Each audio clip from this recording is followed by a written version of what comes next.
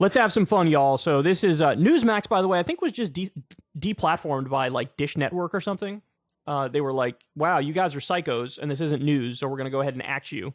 And you have some Republican politicians who are, making this a huge issue and talking about how unfair it is. Well, let me show you what's going on over at Newsmax. So this is the first time I'm watching this clip.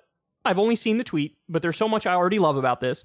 Newsmax guest warns of ancient gods attacking America. Quote, the last 3 Supreme Court decisions that linked up with marriage or sexuality, all of them took place on an exact same date linked to a pagan ancient calendar.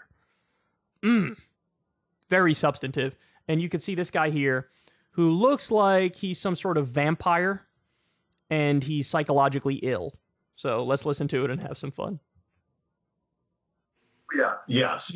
What even it's behind cancel culture, it's behind wokeism, it's behind what's happening to our politics. Even Supreme Court decisions, even like the last 3 Supreme Court decisions that linked up with marriage or sexuality, all of them took place on an exact same date linked to a pagan ancient calendar. Just a little while back, Chris, the president had a gathering at the White House, basically, to call the Respect for Marriage Act, supposedly, but it's basically striking down marriage as we know it. And he lit up the White House in the colors of the rainbow. Well, there is one of these gods. I speak about the Dark Trinity, and that was in ancient times. It's back. One of them is called the Transformer, and this is a god or a spirit from ancient times that actually said that it has the power. It's a she has the power to turn a man into a woman into man, blend the lines of gender, blend the lines of male and female. Well, it's happening right now. She actually had an ancient priesthood that dressed up with men dressing up as women. This is what is being championed by the government right now. It's championed on our children. She actually had some of her priests surgically transition. Well, this spirit is in our culture. And I'm just going to give you a quick taste because I'm sure we don't have time. But here's the thing.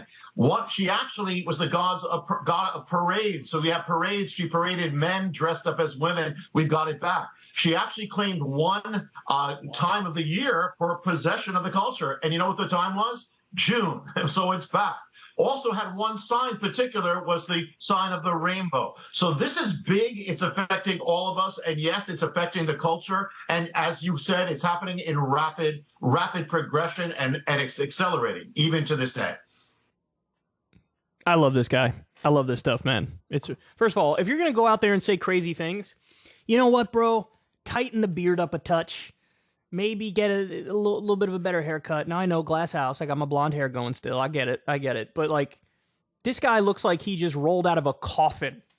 And he's going to get on TV and be like, let me tell you about the dark spirits, bro. Some really dark spirits out there. So he's attributing gayness and transgenderism to, like, a ancient pagan god or something. And, like, the Supreme Court, bro, they're being influenced by the spirits of the transies. What are we gonna do, bro? This is crazy. You know what this reminds me of? It reminds me of remember when there were, like, televangelists who got really angry at the Teletubbies? And, like, they got angry at, like, what was it, Witches and Warlocks or Dungeons and Dragons or something? Like, I remember Pat Robertson used to get all upset over one of these sorts of games. And his reasoning was like, oh, this is the occult. This is like evil spirits that are trying to get to your kids. So in other words, they equate like goofy sort of fun games like Magic the Gathering or Dungeons and Dragons or what. They equate that with their own BS.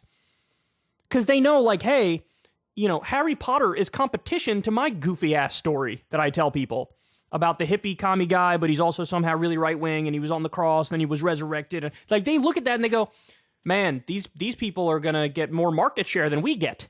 So we have to say, it's evil, bro. It's dangerous. It's the occult. There's, like, witches and stuff. They're trying to take your soul and whatnot.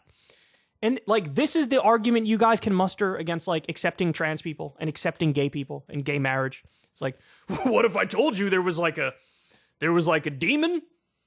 And the demon is like a pagan ancient god. And so that's why gay people should be second-class citizens. You know what I'm saying? Come on, bro. Okay, I'm going to repeat it one more time. If you're going to make an argument about treating gay people or trans people equally and giving them equal rights and marriage and all that stuff, if you're going to say that stuff is bad, don't look like a vampire as you do it. Don't look like you are the creepy ancient pagan god as you do it. This guy looks anything but holy. This guy hasn't seen the sun since 1982. Get it together, dog. Get it together. So anyway, Newsmax, real tragedy there off the air. They're endless entertainment for us. So it's a real shame that they're no longer with Dish Network. You know, look, you guys know I'm a free speech guy. I would say I'd be totally cool with them still being on the air, but they have to call themselves opinion. They have to, like, mandated by law. Newsmax, opinion. Like that, then it's like, okay, One America News, no. One America, OAP. One America, opinion. OAP. OAO. OAO. That's awesome. One America, opinion. Because you can't, like, this is so far away from news that it's, like, astonishing. Nobody has ever been less newsy than these people. Ever. So at least just call it what it is, and then we're good. That's all I'm saying. And you want to say, hey, Fox News, same thing, MSNBC, same thing? Pff, I'm right there with you guys. I'm right there with you. And if I have to call myself a commentary channel, I'm right there. That's totally fine. Totally fine. Let's label things accurately. Clearly talking about ancient pagan gods making the Supreme Court do things. I don't quite think that's scientific. Call me crazy. Ever since Adpocalypse, when YouTube defunded all independent news and politics overnight, we haven't trusted them.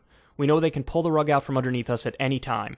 If you enjoy this content, please consider tipping $1 or $2 per month on the Secular Talk Patreon.